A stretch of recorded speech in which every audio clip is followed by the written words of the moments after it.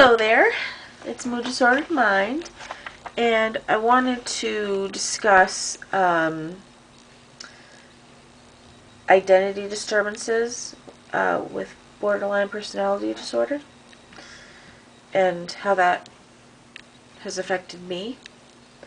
And I didn't even realize that this symptom, that what I was experiencing was actually part of this disorder. So it was actually, educational for me to learn about that because I didn't realize that.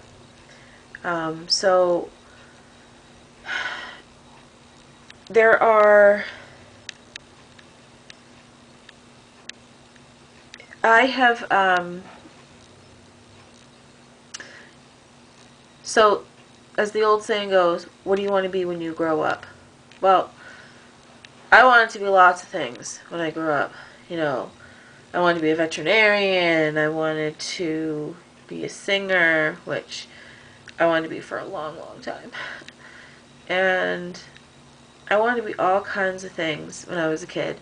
And I got into high school, and that question still remained. And I knew I always wanted to help somebody, but I just didn't know what I wanted to do. And it started off with I wanted to be a psychiatrist.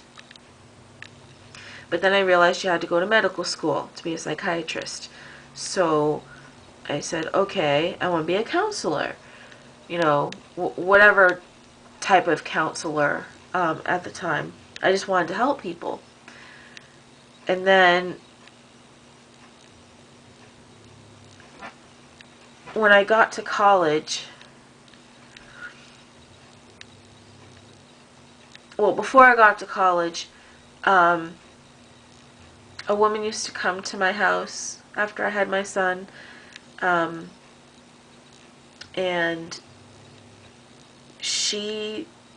her education was in child education. Yeah, I guess it would be child education. And, she went to school for that. And, I had wanted to go to college before I had my son. And it got me interested in going. So when I did go to college, I went in as EDU for education. So I wanted to work with kids. And then I realized, oh, this really isn't what I want to do. I changed to psychology. And then after psychology, I changed to social work. So I have this pattern of wanting to do this, wanting to do this, wanting to do this, and I didn't realize that this was part of why that was going on. Um,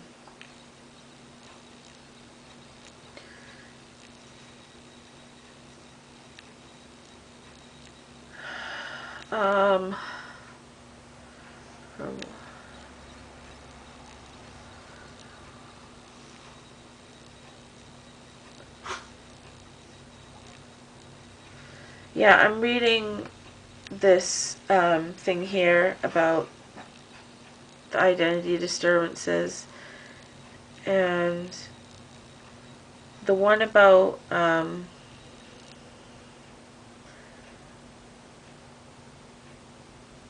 feeling of lack of a meaningful relationship, nurturing and support. For me, that would be in terms of friendships and regular relationships. When I was a kid, I had no problems making friends, but as an adult, I can't make friends. I don't know what it is, but I have a hard time. And then with relationships, I've been through a lot, so I have a lot of trust issues, and I find it hard to open up to people sometimes. I don't want them to think that I'm, weak or vulnerable, when I know that's a misconception. I'm not weak or vulnerable if I open up to somebody. But that's sort of how I feel. Maybe it's just me wanting to be able to take care of myself. But I just have a hard time connecting with people sometimes.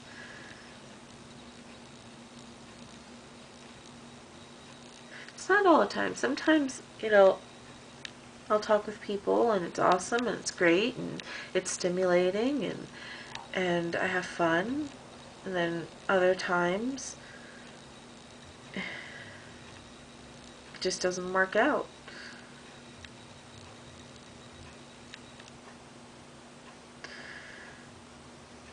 It says here,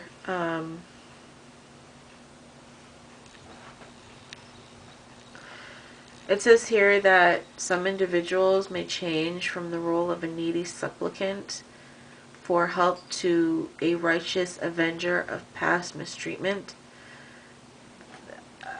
If I understand what that's saying correctly, they become the person who sort of gets revenge, I guess. Or maybe takes it out in another way. I don't think that fits me. No,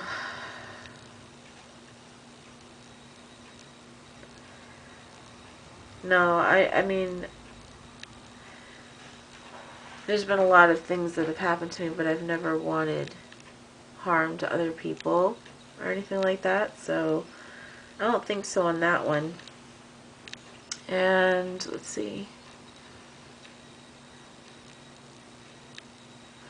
Okay, so it says, also talks about a poor self-image, being bad or evil, or that they don't even exist at all. And there are times, and there have been times in the past, that I have felt that I didn't exist, that I didn't matter. I didn't feel worthy. I felt so bad about myself. I hated myself.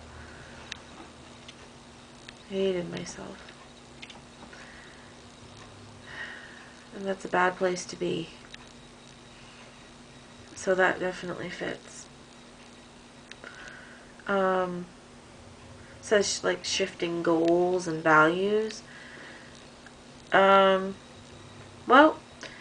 my values do change. Because you live in experiences, so you might have an experience that changes the way you view something.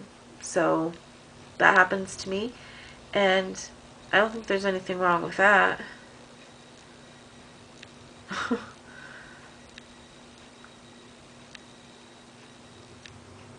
Well, maybe it's just how often and how many goals, probably. Sometimes I set too many goals for myself, so that's probably what they're talking about. So yeah, just I've always felt like I was never sure of who I really was, and I think partly that had to do with the abuse that I suffered, the effects of that, just having no trust and,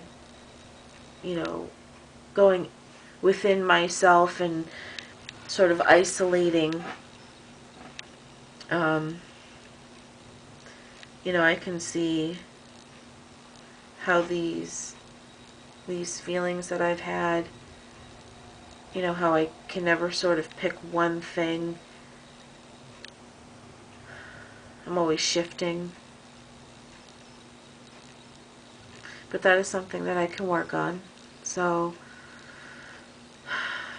that's probably one of the things that I'll, once I get back into counseling, talk to the counselor about,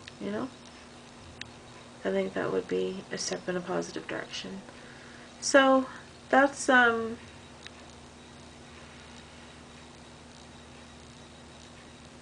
pretty much it.